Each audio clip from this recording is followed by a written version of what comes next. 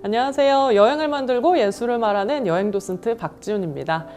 여행을 가고 싶은 마음은 있지만 여행을 떠나지 못하는 지금 이탈리아의 여러 도시들을 찾아가서 꼭 봐야 할 예술 작품들을 소개하도록 하겠습니다.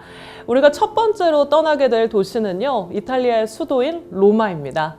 고대부터 중세, 르네상스, 바로크, 다양한 시대를 다 아우르고 있는 도시 전체가 박물관이라고 할 수 있는 곳이 바로 로마입니다.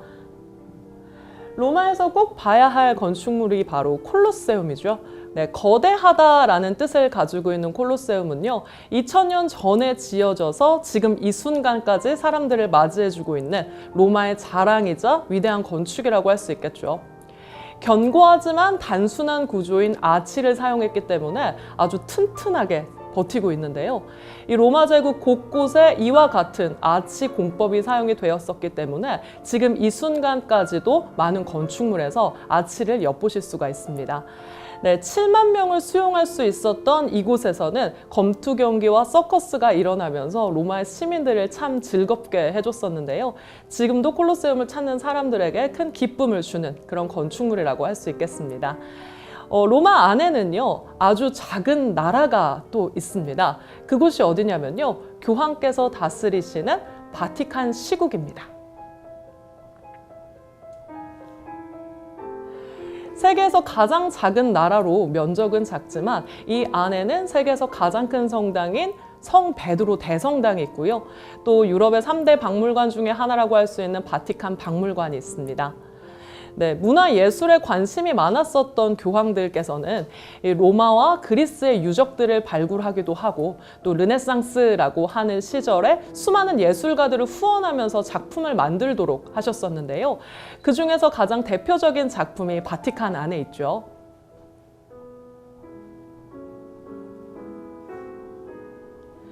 바로 르네상스 3대 거장 중에 한 사람인 라파엘로가 그린 아테네 학당이라고 하는 작품입니다.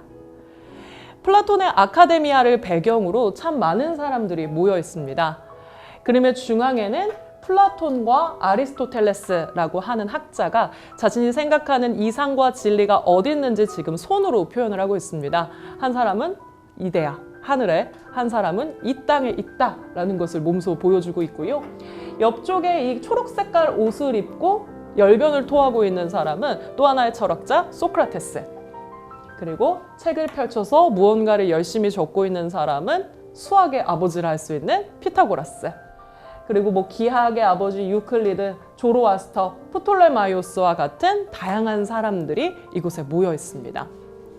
중세라고 하는 1000년의 시간 동안 멈춰져 있었던 인간이 무엇이고 또 인간이 살아가는 세계의 원리가 무엇인지 고민하고 탐구하는 이 다양한 학문을 이제 자유롭게 할 수 있는 르네상스 시대가 다시 열렸다라는 것을 보여주는 위대한 작품이다라고 할 수 있겠죠. 그리고 이 그림 안에는요, 이 그림의 화가인 라파엘로도 있습니다. 제가 알려드리진 않을 텐데 여러분이 한번 찾아보시면 좋을 것 같고요. 당시 예술가의 지위가 이제 얼마나 높아졌는지를 알 수 있게 해주는 그런 재미난 장치니까 꼭 한번 찾아보시면 좋을 것 같습니다. 이렇게 아테네 학당에 있는 교황의 집무실을 지나서 가게 되는 곳이 세계에서 가장 유명한 장소인 시스티나 소성당입니다. 이 시스티나 소성당에는요, 거장 미켈란젤로, 역시나 르네상스를 이끌었었던 사람이죠. 이 미켈란젤로가 4년 6개월이라는 시간 동안 그렸었던 천장화가 그려져 있습니다. 프레스코라고 하는 아주 어려운 기법을 사용해서 예수 그리스도의 탄생을 예고하는 장면들로 이 내용을 구성을 했는데요. 마치 구약성서 한 권을 다 펼쳐본 것과 같은 그런 내용들이 꼭꼭 담겨있는 위대한 작품입니다. 이 그림에서 우리가 가장 잘 알고 있는 하나의 장면이 있죠. 너무나도 유명한 아담의 창조라고 하는 작품입니다. 신이 인간을 만들 때 자신의 형상을 본따서 흙으로 사람을 빚고 그 코에 생기를 불어넣었다라고 하는 그 장면을 그림으로 그린 건데요. 지금 하나님은 천사들에 둘러싸여서 아담에게 다가가고 있고 손을 뻗어서 아담에게 그 생기를 전달해 주려고 하는 그 찰나를 포착한 것입니다. 지금 아담을 보시면은 손에 힘이 하나도 없죠. 아직 생기가 전해지지 않았어요. 그런데 아직 손가락이 닿지 않았음에도 불구하고 아담이 깨어나고 있다. 이것은 그만큼 신이 전지전능하고 무엇이든 할 수 있다라는 것을 보여주는 장면이라고 할 수 있겠습니다.